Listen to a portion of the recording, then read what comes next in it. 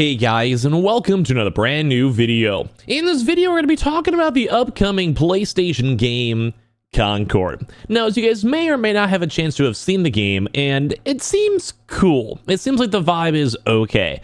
But as of right this second, a lot of people are just assuming the game is going to be a flop, that the game itself is going to just like suck in all honesty, and the fact that there's basically no place for a $40 game that's a multiplayer game, and people are just not happy with it. So we're going to go talk about all this crazy stuff over here. I'm going to show you guys some just that basic gameplay trailer, and kind of talk about the fact that it does seem like the game is flopping.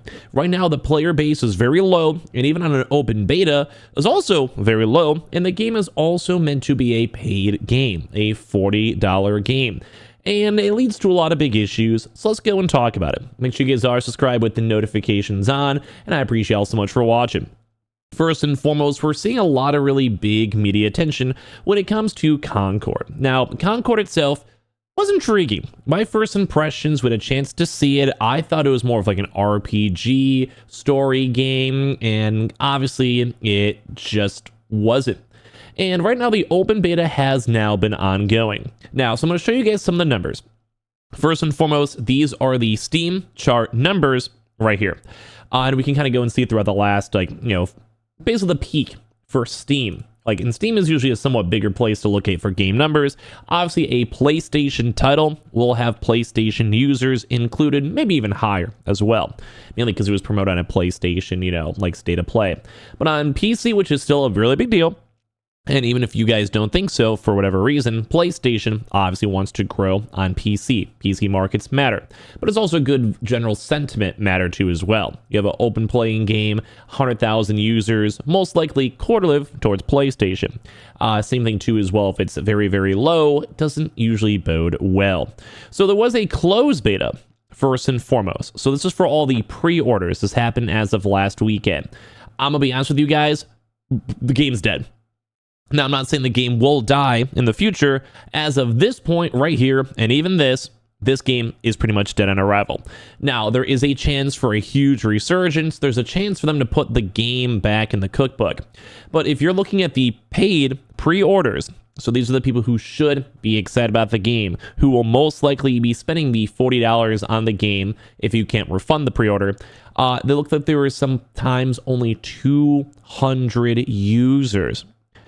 150 users. Now, if you guys are playing a competitive game, think about like a Call of Duty, think about a Fortnite, you can barely play games. If you only have 150 users in a PvP game, and obviously there are matches ongoing, the game can at that point basically only not even work.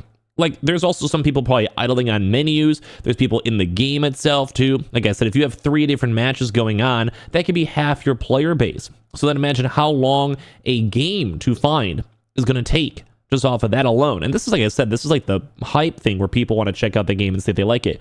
150 people. Now, the open beta was a little bit better, but not by much, because open beta, this is free for all, and this is a $40 game, mind you. So it peaked out around 2,400 people. Obviously, once again, probably some more users on PlayStation, but this is just purely on Steam. But then it also dipped down even then that same day, obviously more late night hours, 700 users. And then it didn't even have that same resurgence bounce back up, because it's on Thursday. Some people are thinking, oh, look at the weekend. Friday numbers are even lower. And then obviously Saturday peak looks like it did go and peak throughout the day at 1447. And yeah, it's just not looking good. It keeps on tapering down. You cannot play a game like this. For a live service PvP game, you cannot go and have a game like this. And if you're seeing a game that's very popular, only having 150 users, and you have to spend $40 to play it, that does not make a lot of people want to play that. Because what happens then when the game goes down to 80 people and then you spend $40 and it's rough? It's potentially it's really bad. Now, the game itself did seem a little corny. If we kind of go through some of this one, whatever on the impressions, maybe not the mass appeal we're expecting. But a lot of people are actually saying the game itself is cool. Looking at this, even look at this. Also, apparently some people are saying it might even be fake, which is the funny thing I love. But we've seen other people, and I'll bounce this off of both these PlayStation studio heads, but also people playing the game. People are like, hey, this might be one of the best games out there. Once again, could maybe just be a meme, whatever. We see it floating around. But at the same exact opposite time, people are liking the game. Like, not as like a paid promotion, not as like, people getting paid money, sponsors, streamers, whatever. It's people that are playing the game do generally like it. People generally think the game is a well-made game. I'm gonna be honest with you guys. I'll probably check it out today. So if you guys want to follow on Twitch, I might swing on for an hour, but it's probably gonna be like 2 games and be like, all right, let's go play like League of Legends or something. But the game seems cool. The gameplay seems fun. Like, it's kind of like a more of a mixture of like a Destiny style. And I do think there's a hole for Destiny players. But it doesn't seem like enough people care. And I do think how you fix this, maybe make the game open to everyone, make it like a free-to-play game. Like, think about how many other games options are out there that you can pick instead. Destiny 2 even, you can play that game technically free to play, technically.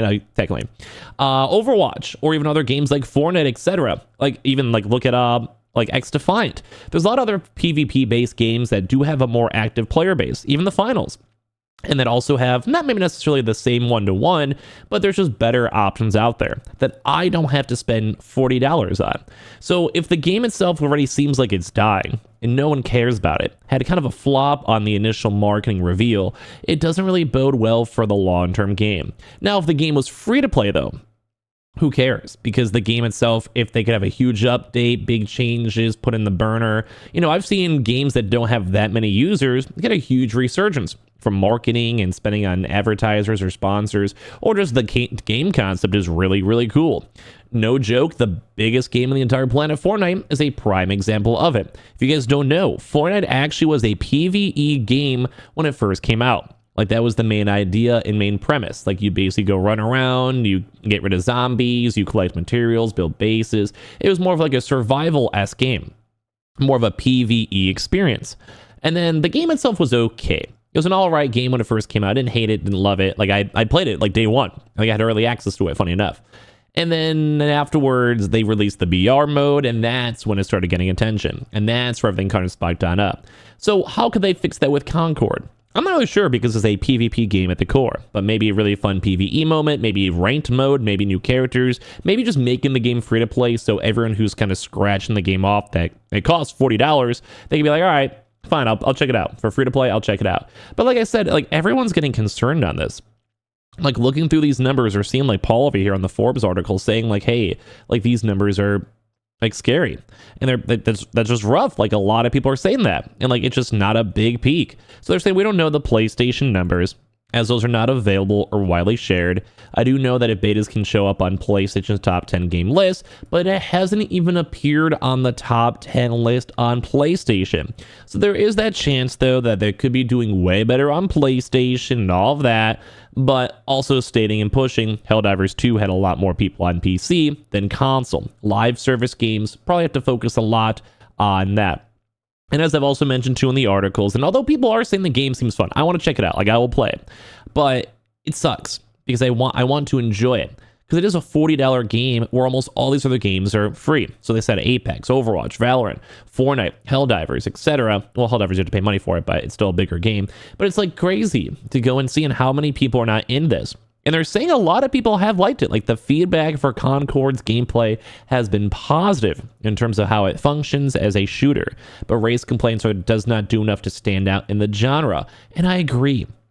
Like, the game just kind of seems like some good things. They put some time into it, effort into it, and definitely money into it, but not enough to make me want to play the game, to enjoy the game.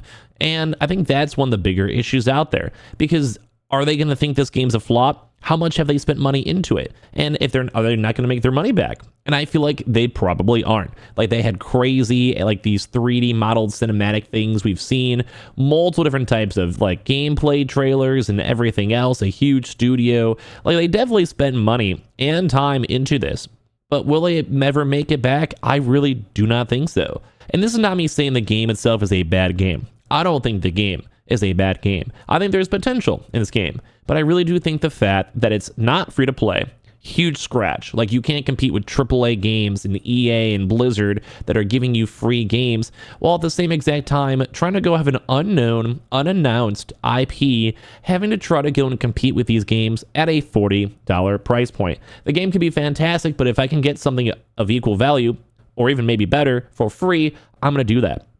So I'll check it out. I'll let you guys know if I like it or not. But I just think that it's dead on arrival. And you can already see on the Steam charts and everything else that it needs a maybe a little bit more time in the oven, make it free to play, and push from there. But at the end of the day, this game is not looking so good. So give me your thoughts and comments on everything down below. Make sure you guys are subscribed. And I appreciate you guys all very much for watching. And I'll see you guys all later on. Stream by Twitch tonight if you guys want to see some gameplay or just me hanging out and chilling.